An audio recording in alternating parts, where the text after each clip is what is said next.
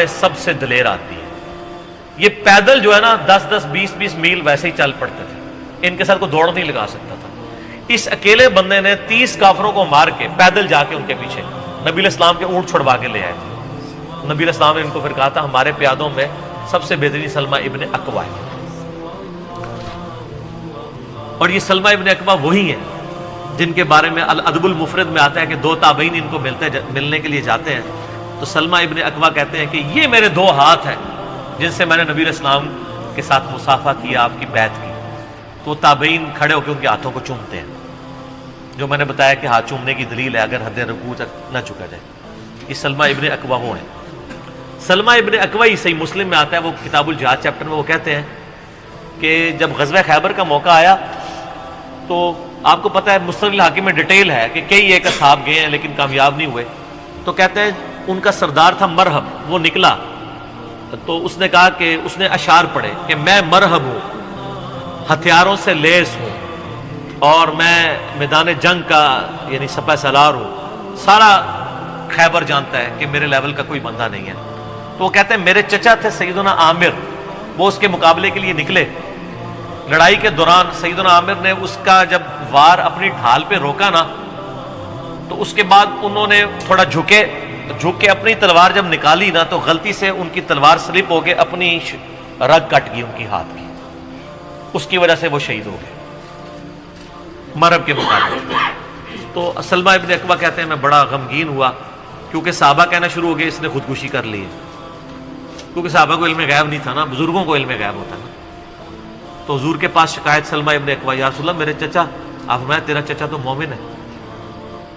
اور اسی حدیث میں الفاظ ہے کہ سلمہ ابن اکوع کہتے ہیں کہ ایک دن پہلے ہی نبی علیہ السلام کو میں نے جب تعارف کرایا نا یہ میرے چچا عامر ہے, تو حضور نے کہا اللہ تعالیٰ اس پہ رحم فرمائے.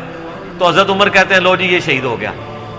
یہ مسلم کے الفاظ ہیں, وہ کہتے ہیں حضور جس کے لیے کہتے ہیں اللہ اس پہ رحم فرمائے, شہادت پکی, وہ ہو گئی اگلی دفعہ. تو وہ کہتے ہیں میں جب حضور کو آپ فرمایا عامر تو یعنی عامر کے لیے 2 اجر ہے, وہ کہہ رہے خودکشی کیا نبی صاحب فرمایا وہ تو غلطی سے ہو گیا تھا. پھر سلمہ ابن اکوع کہتے ہیں پھر نبی علیہ السلام نے مجھے کہا کہ جاؤ علی ابن ابی طالب کو بلا کے لاؤ.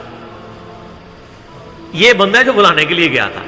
وہ بخاری مسلم کی حدیثوں میں بندے کا نام نہیں آتا, اس حدیث میں آتا ہے مسلم کی. کہتے ہیں میں گیا تو وہ شعبہ چشم میں مبتلا تھے, بلایا نبی علیہ السلام نے مبارک لعاب لگایا اور پھر روانہ کیا. تو وہ کہتے ہیں جب حضرت علی مقابلے کے لیے گئے تو مرہب نے کہا کہ میں مرہب ہوں, سارا خیبر جانتا ہے, ہتھیاروں سے لیس ہوں, میرے لیول کا کوئی بندہ جنگجو نہیں ہے.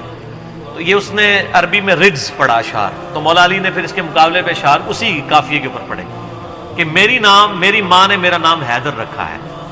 حیدر کہتے ہیں عربی میں شیر کو, اور میں شیر کی طرح حملہ آور ہوتا ہوں اور پھر میرے مقابلے کی سکت کوئی نہیں رکھتا.